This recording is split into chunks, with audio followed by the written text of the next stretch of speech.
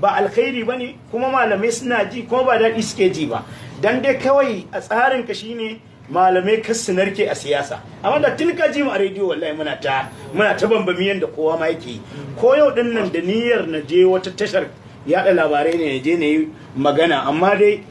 bunnan aka yi ta kai kawo ba a sami airtime din ba da sauransu da haka amma wannan kada ya sa wannan tafiyar wai ta samu wani rauni a tare da ita wai ko wani mutum yana magana da za ta yi tasiri tun masu yin wannan magana wallahi tatsuniya ce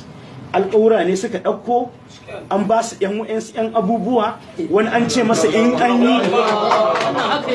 an yi za a ba shi mataki kaza wani an ce masa hizba wani an ce masa shari'a wanda hizban nan fa ba dan Allah ya yi ka ba da babu ita ma a jihar